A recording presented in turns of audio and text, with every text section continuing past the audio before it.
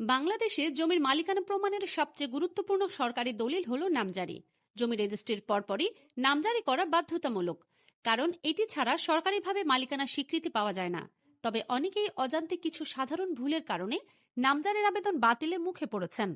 ভূমি বিশেষজ্ঞদের মতে নিচের 10টি কারণে নামজারি সবচেয়ে বেশি বাতিল হয়। প্রতিটি ক্ষেত্রেই কিছু সহজ পদক্ষেপ নিলে এ ঝুঁকি এড়ানো সম্ভব। নাম্বার 1, দাগ নম্বরে ভুল।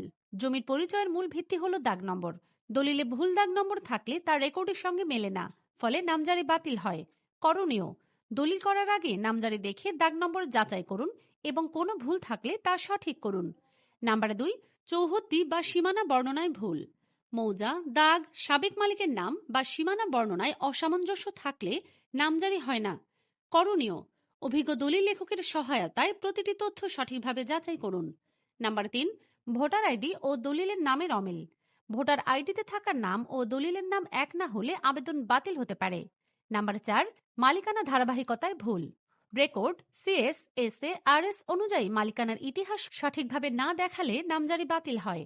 করণীয়: 25 বছরের মালিকানা ধারাবাহিকতা দলিলে সঠিকভাবে উল্লেখ করুন। নাম্বার 5, খতিয়ান নম্বরে অমিল। দলিলের খতিয়ান নম্বর যদি রেকর্ডের সঙ্গে না মেলে তাহলে নামজারি গ্রহণযোগ্য হয় না। নাম্বার 6, জমি পূর্বে অন্যের নামে নামজারি থাকা। একই জমি একাধিকবার বিক্রি হলে বা সীমার বাইরে বিক্রি হলে নামজারি করা যায় না। নাম্বার 7, অর্পিত সম্পত্তি বিক্রি করা। সরকার নিয়ন্ত্রিত অর্পিত সম্পত্তি ভুল করে বিক্রি করলে নামজারি বাতিল হয়। করণীয়: ভূমি অফিস থেকে দাগ অনুযায়ী ভূমির প্রকৃতি যাচাই করুন। নাম্বার 8, খাস জমি থাকা।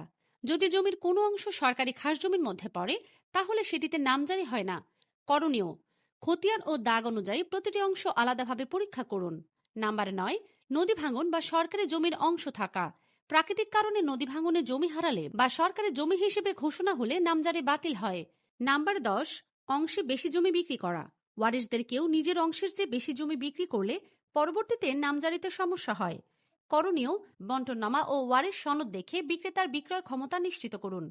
নামজারি রিজেক্ট হলে করণীয়: এসিল্যান্ড অফিসে গিয়ে কারণ জেনে নিন, ভুল সংশোধন করে পুনরায় আবেদন করুন। দালালের মাধ্যমে অনৈতিকভাবে কাজ করানোর চেষ্টা করবেন না। প্রয়োজনে আইনজীবী বা উপজেলা ভূমি অফিসের সহায়তা নিন।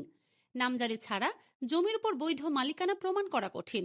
ভবিষ্যতে আইনি জটিলতা এড়াতে জমি কেনার আগে দলিল, দাগ, খতিয়ান ও মালিকানা ইতিহাস ভালোভাবে যাচাই করা জরুরি। আইনি পরামর্শ বা তথ্য জানতে আমাদের ফলো করুন।